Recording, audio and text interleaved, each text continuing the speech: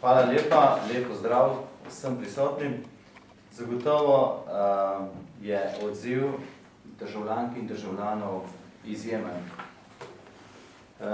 Verjetno, če me spomin ne moti, do sedaj ni bilo niti enega vprašanja v samostojni Republiki Sloveniji, ki bi doživel v tako kratkem času tako izjemen odziv državljank in državljanov.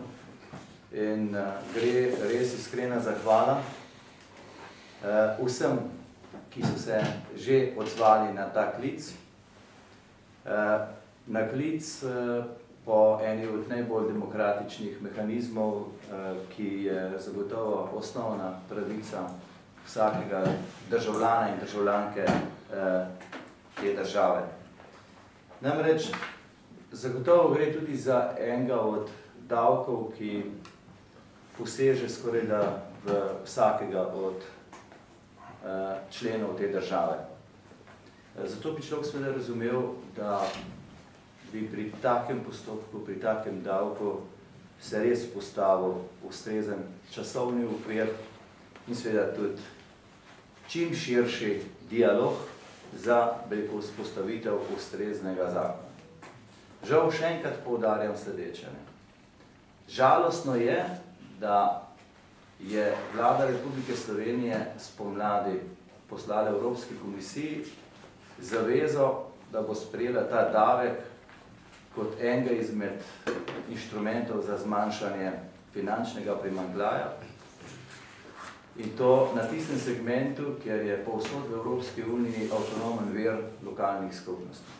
Da ne bo pomote, občine nismo zato, da bi morali pograbiti ves ta denar, ki je predlagan, smo zato, da se pusti ta pestra razvojna možnost oblikovanja stopenj po dejavnostih, po območjih, ki na nek način je kot tista ključna avtonomija, finančna avtonomija, razvojna funkcija, ki imajo občine povsod po svetu, pri nas se pa na nek način kot buldožer sedaj vse to, kar je bilo zgrajeno dolga leta, na nek način povozi. To mislim, da je v osnovi napačen koncept in naši občani bodo imeli primanjkljaj dvakrat. Prvič, ker bomo imeli neposredno večjo obveznost preko tega davka, in drugič, ker bomo seveda občine dobile manj sredstev, kot je rečeno.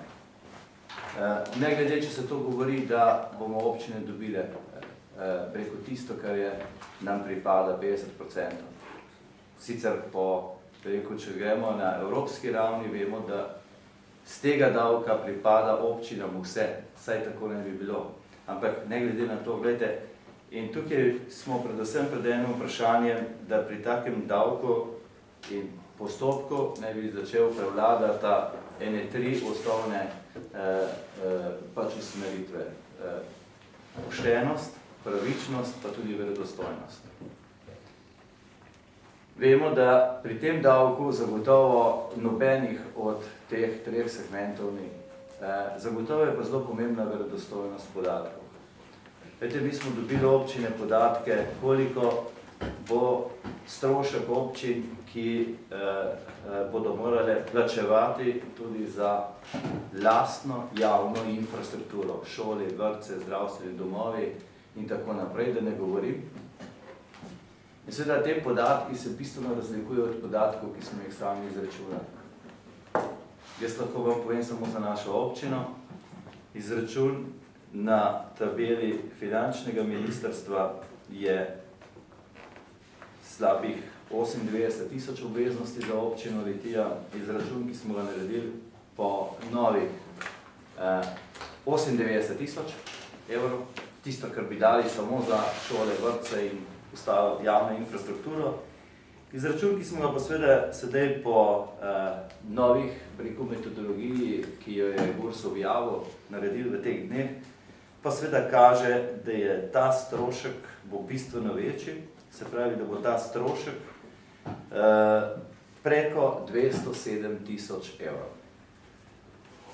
To mislim, da je v osnovnem v osnovi, bi rekel, zgrešeno, bi rekel, postopek in na nek način načeta ena verodostojnost in tudi zaupanje. To mogoče samo mimo grede. Pričakujem v imenu iniciativnega odbora, da na nek način se bodo odprla gluha ušesa. Dajte, pri takem, tako pomembnem, ključnem vprašanju, ki se dotika skoraj vseh državljank in državljanov, v tem trenutku ni bilo vzpostavljenega nikakršnega ustreznega dialoga z iniciativo, ki nasprotuje rešitvam tega zakona. Jaz mislim, da so državljanke in državljani že to doslej v teh dobrih 4 dneh pokazali, kakšen okvir problematike je na vidiku.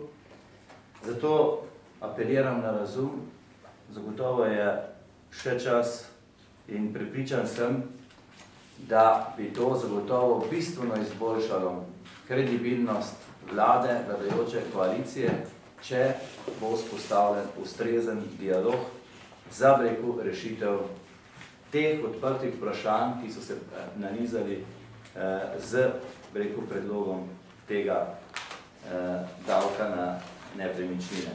In zdaj samo še o nadaljnjih aktivnostih, če mi dovolite. Javne tribune se bodo nadaljevale, tudi jutri, nedeljo, mimo grede, jutri na Vrhniki, v prostorih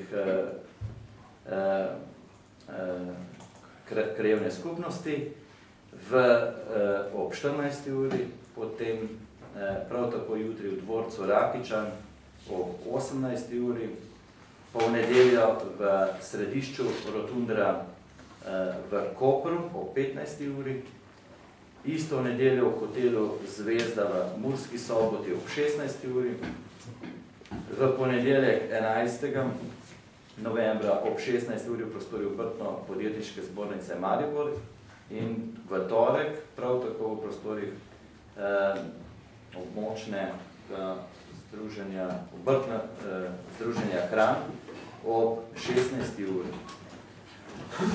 Seveda se bodo podpisi in pod peticijo zbirali tudi v prihodnjih dneh, se pravi tudi po ponedeljku, tako kot je bilo že prej omenjeno, predvsem z namenom, da se glede na predlog, ki je po oceni mnogih ustavnih strokovnjakov ustavno sporen, predvsem pa načenja eno dobro, že utečeno rešitev na področju občin, načenja in povzroča dodatne davčne obveznosti na področju podjetništva,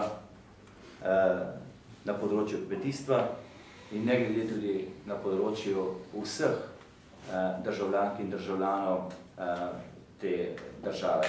Če se spomnimo samo malo nazaj, vemo, da smo o tem davku govorili že 20 let v naši državi. In osnovna opredelitev vsake vlade je bila kaj? Da bo to davek, ki bo ostal v pristojnosti lokalnih skupnosti in da se glede na nadomestilo za uporabo stavbenega zemljišča ne bodo povečale obveznosti državljank in državljanov. Zato mislim, da je upravičeno terjamo ustrezno vzpostavitev dialoga, ki bi privedel k razumnim rešitvam.